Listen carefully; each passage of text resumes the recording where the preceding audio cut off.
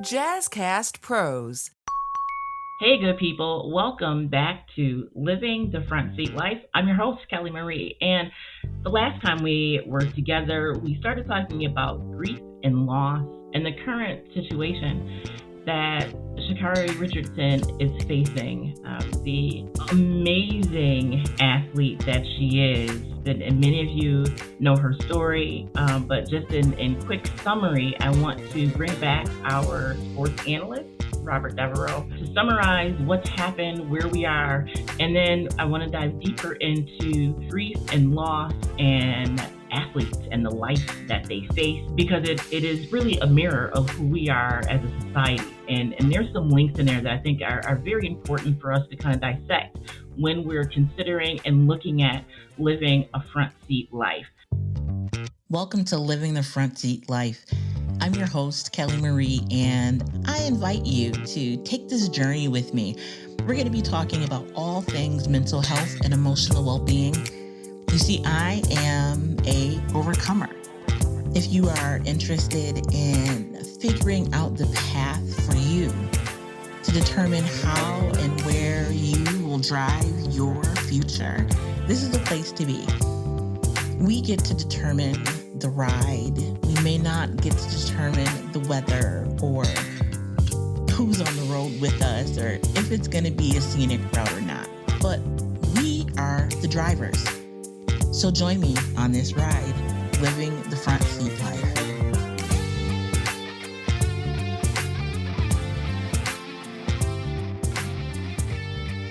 So back to these roles and understanding our place in the lives of others. Consider the role that her biological mother played in her life, the role her grandmother played, this reporter, her coaches, her friends and family, the trainers. All of these individuals have played a role in this saga, and each one has the opportunity to be the light. Now, before I turn things over to Rob, I want to give a big shout out to Jazzy T, the #1 podcast producer, and also to Lisk.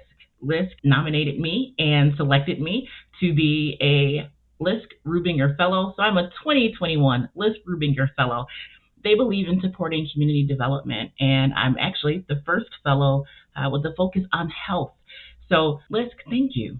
Thank you for being always aware and looking at the long-term goals of the community. So with that, Rob, can you bring us up to date? Tell us a little bit, background about Sha'Carri. Some folks may not have heard the last episode, and so I want to just make sure we're all on the same page before we move forward. Hello, Kelly Marie. Ms. Richardson is a 100-meter track and field specialist. A few weeks ago, during the Olympic trials, she won the 100-meter race, and she was slated to represent the U.S. at the Tokyo Olympics. After that, a failed drug test appeared. THC was in her system. A few moments later, she confessed that she had smoked marijuana, and then she used it as a coping mechanism because a few weeks before that, she found out that her biological mother had passed away. So in the midst of her grief, she gravitated to marijuana. She has since admitted what she has done, but there's no apologies to it, which, in my opinion, there shouldn't be apologies, because at that moment in time, that's what she knew in her mind as far as a coping mechanism. And then since that decision from the United States Track Federation, they gave her a 30-day ban. It was a small window of opportunity that she may be able to participate in the 4x100 meter team. But as of today, it was announced that she is not eligible to participate as a member of the 4x100 meter team as well. So she has no options as far as participating in this year's Summer Olympics. Thank you for that summary. Now, there are a lot of pieces to her story and the greater discussion around being Black in America, being a Black person on this earth, and the way in which Black lives are mistreated, mishandled. We're not going to go there today. The goal today is really to illuminate the needs of individuals to have support, a support system, really, to help in times of need. And I cannot stress enough the complexity of the situation. But these are complexities that most Black folks face. It is illuminated and highlighted because she is at the level that she is in by way of spotlight, right? But the complexities of being Black and being Black in America and what that means is a topic that we cannot address in the short time that we have together. But I want to make sure that we're having a conversation that, really all people can pull from and understand truly what it means to be human. Now, one of the things, Rob, that I found interesting was, yes, she's dealing with the death of her biological mother, but the way in which she found out about her mother's death, I find striking. Can you talk about that piece a little bit so people understand this was not Sha'Carri, let's sit down and talk. We have some news for you. Let people know how that rolls. In essence, she, after one of her heats, she was approached by a reporter. And all reporters, they will ask the basic questions. How did you feel during that race? What do we look forward to?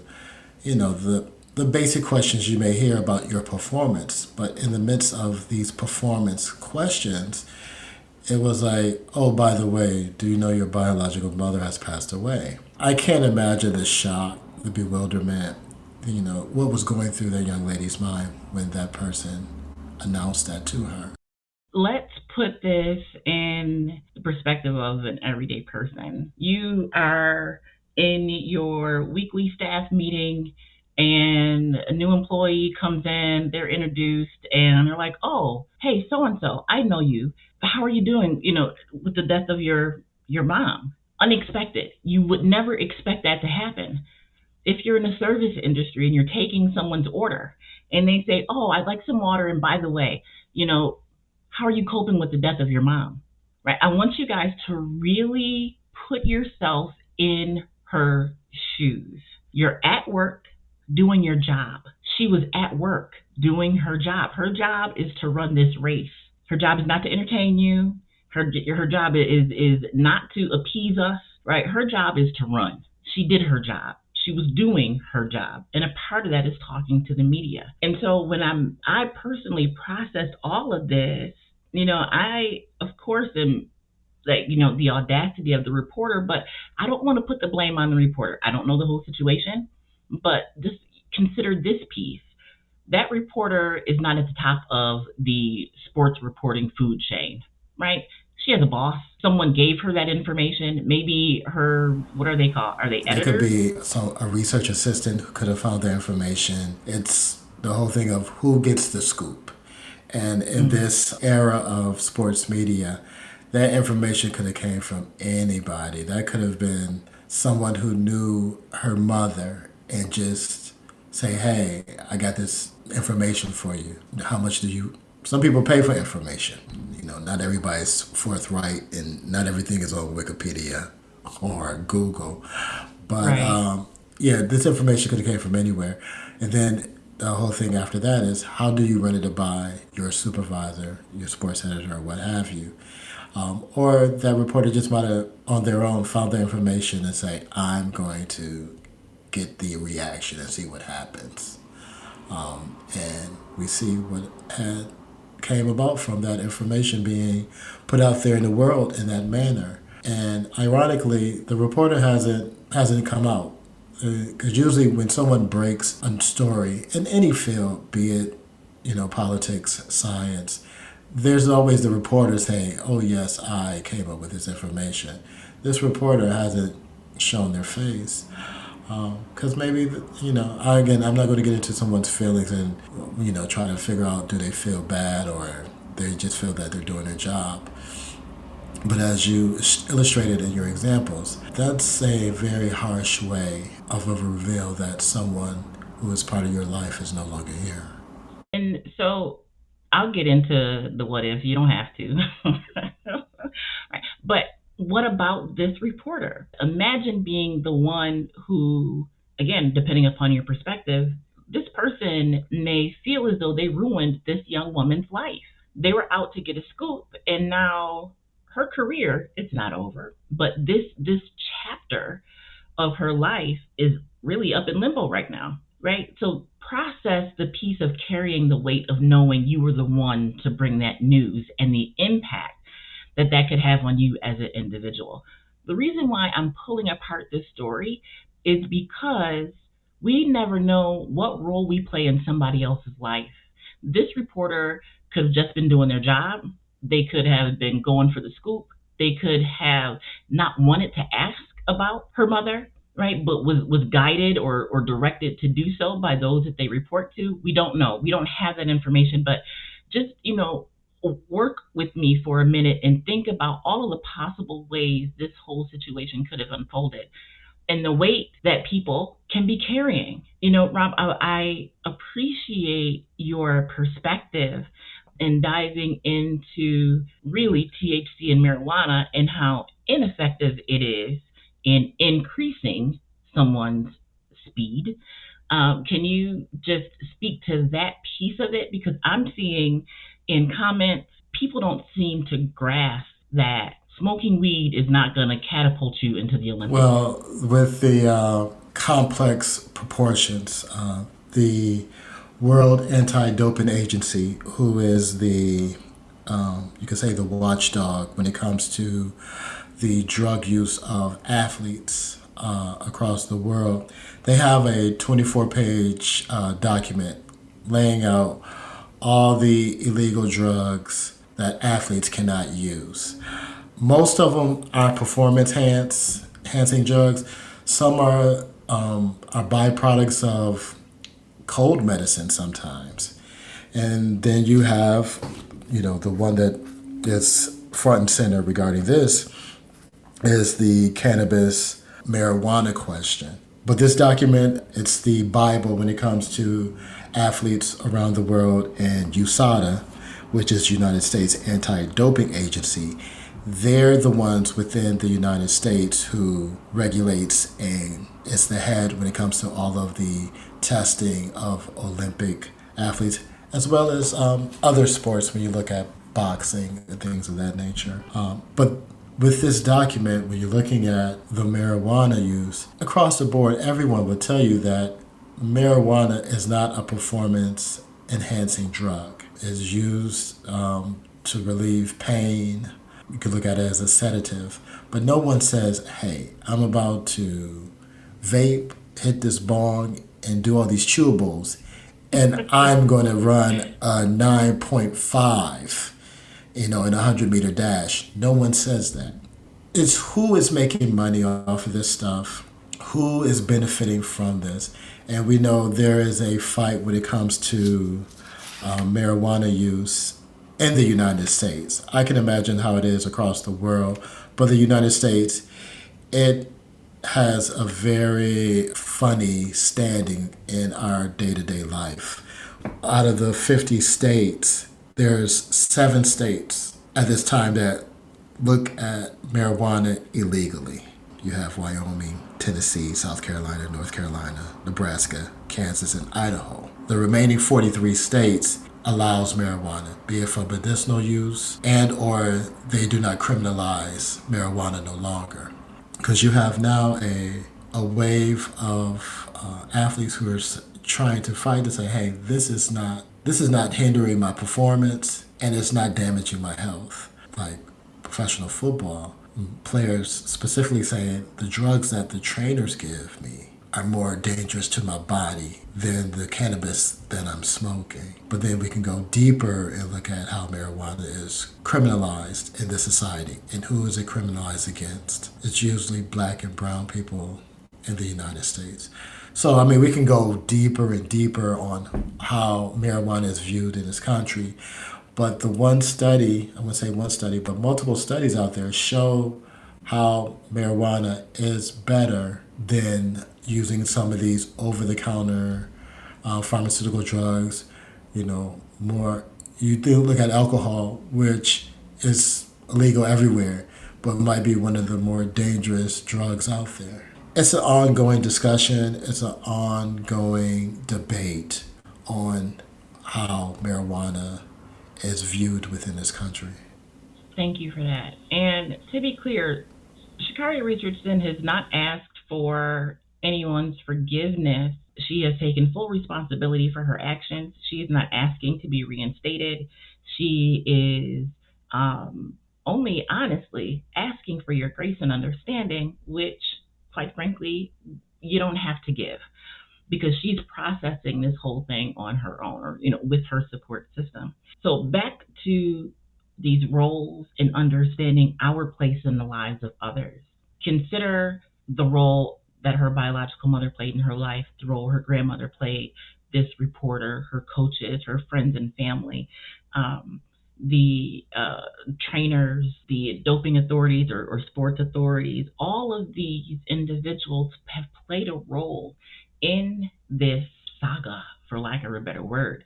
And each one playing a role has the opportunity to be the light. Now, I always close out every show encouraging you guys to be the light, but I really want you to understand what that means. At any given time, you have the opportunity to change the course, the direction of someone's life just by you being you, by you being the light. Now, what I want to do next time is give you the backstory behind Be the Light. It came from my inpatient hospitalization and my recovery process through borderline personality disorder, and we'll jump into that in our next episode. But just know that at any point in your life, anytime you interact with anyone else, that could be opening the door for someone, walking by someone and smiling, to more intimate relationships, right? You have the opportunity to impart joy, impart kindness, impart mercy and grace and light into their lives. So, Robert, thank you so much for joining us again. We hadn't anticipated being here again so soon, but thank you very much. Any closing words for folks? Like you said, you do not know the impact that you have on somebody's life.